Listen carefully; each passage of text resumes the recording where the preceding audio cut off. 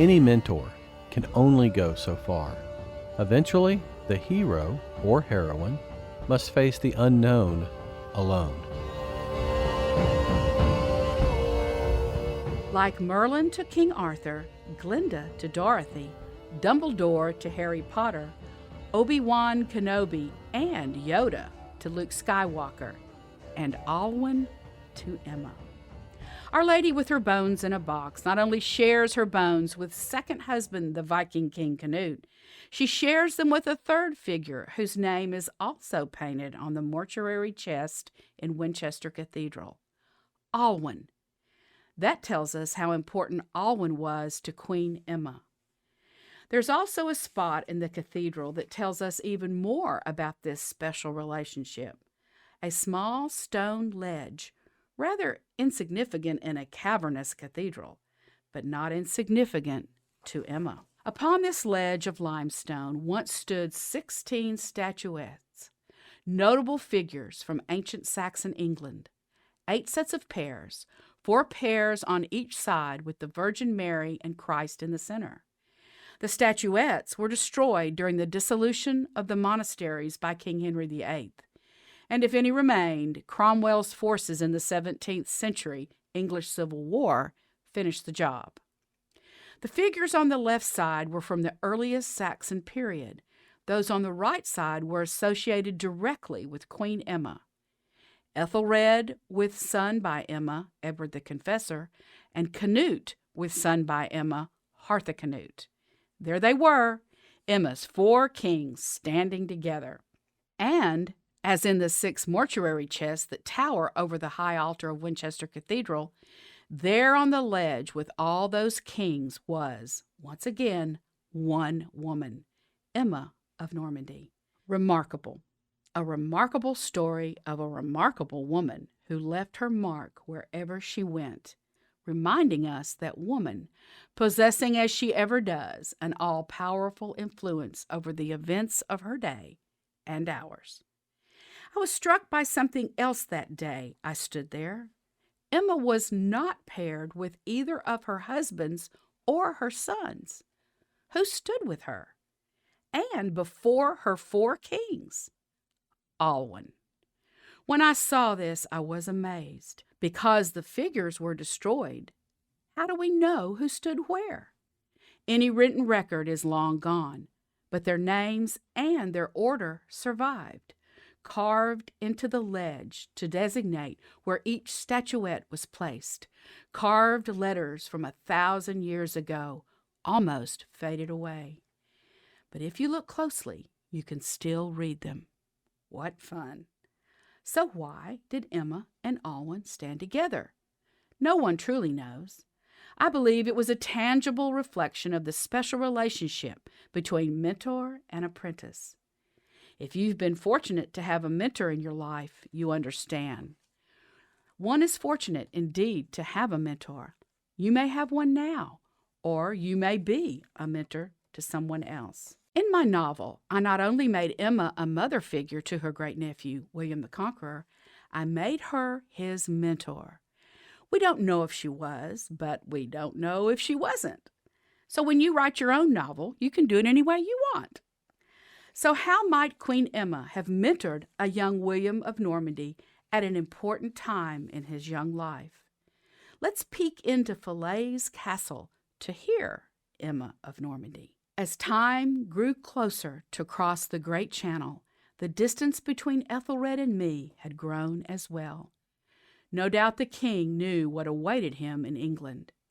How I wished we could stay in Normandy, safe in that circle of peace, far from war, away from everything. But war had a way of turning up in even the most innocent moments.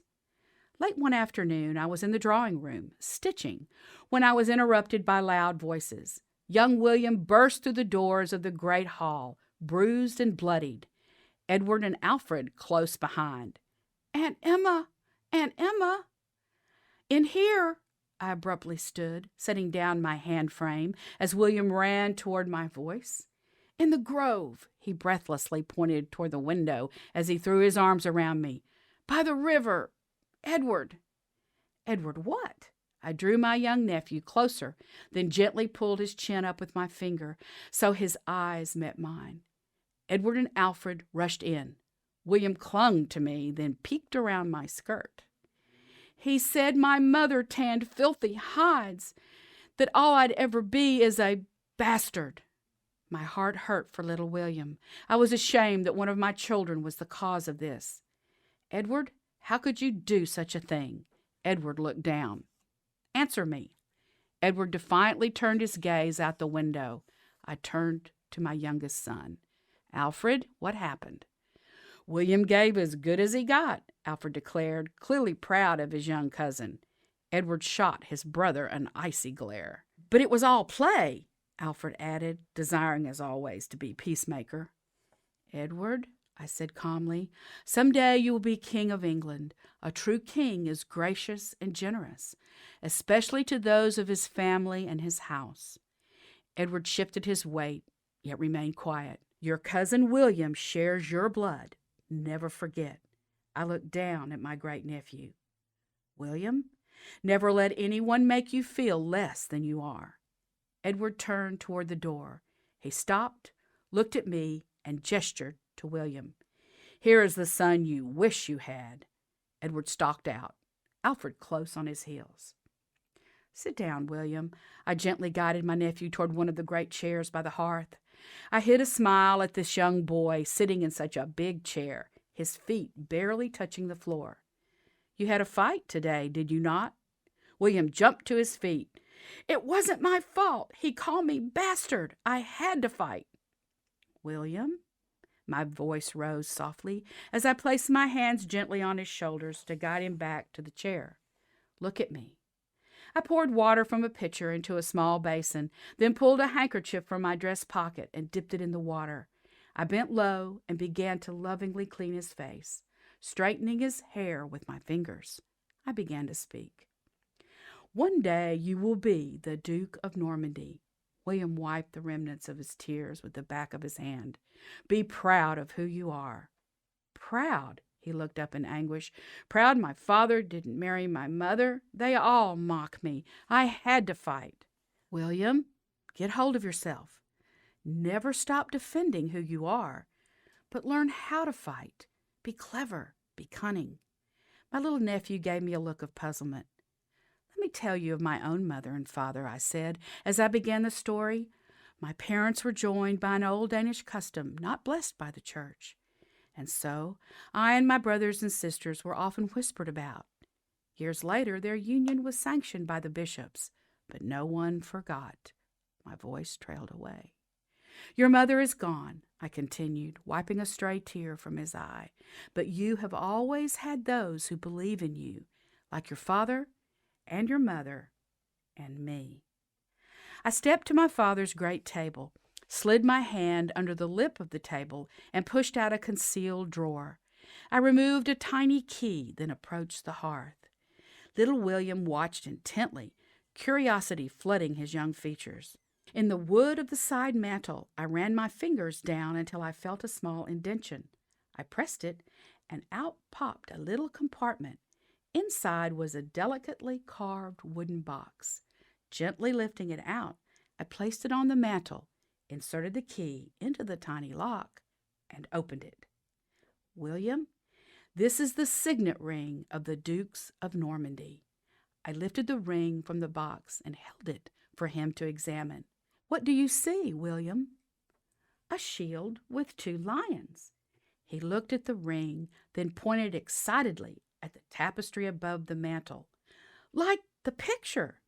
Yes, I smiled. Les petits cats, the little cats, the emblem of the House of Normandy. William ran his finger across the engraved figures on the ring. Is it gold? Yes, William, but it has a value above counting. He turned it over, then tried it on his finger. He looked up and smiled slyly. You will grow into it, I promise. He moved the ring with his thumb and fingers. It is your father's. It was my father's and his father's before him. There is a strange magic in it. It can make a whim a law, an innocent man guilty, a poor man rich. a dangerous toy for a child. Or a fool. I looked at William sternly. Use it sparingly and seldom, lest it seal your doom. My young charge attempted to take in all I had told him. When the time comes, William, it will be entrusted to you. Keep care of it and of yourself. I lowered my voice. For today will not be the last time you will be hurt by others. My young nephew looked at me with intensity far past his years. William, 2 of our French words borrowed by the English are resistance and reconciliation. Do you know the difference? William shook his head. Fight those who want to take your place, your power, but be ready to make peace when you win.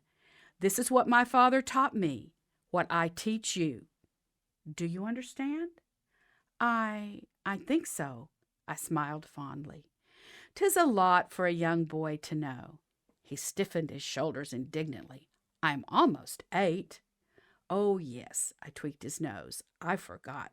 William, you will inherit a great empire to rival France itself, more than equal to handle any royal army that may come, for Normans have the Viking spirit. I smiled as William's eyes lit up. Normans are bred for battle. You will know the broadsword and slender lance.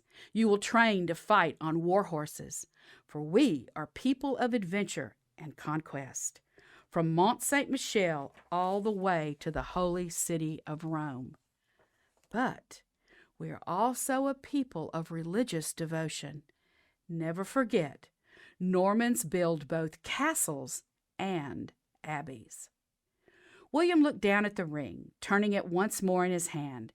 He lifted his eyes as he solemnly returned the ring to me. I stepped back to the mantel and retrieved the open box.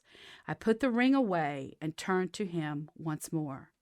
William, always wear the ring as a sign of duty to those of your blood, to your father, to your grandfather, and to me. His little eyes never left mine. And duty to your destiny, your birthright, your place in the line that must not be taken from you. The little cats will never let you forget. You must make sure your blood, our blood, survives. Yes, in the fullness of time, when the cords of death bound Emma at last, through her nephew, William the Conqueror, her blood did survive. Today, it is inconceivable to imagine history without Normandy and the Normans, and William the Conqueror. Emma of Normandy was the shadow that crossed William's light. Perhaps her true epitaph was penned by one of England's greatest romantic poets and England's poet laureate, William Wordsworth. And if, as toward the silent tomb we go, we feel we are greater than we know.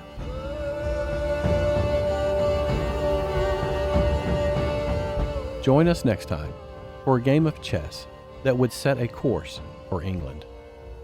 We invite you to share the Stones and Bones podcast with those who love history, those who love all things medieval, British, and Viking.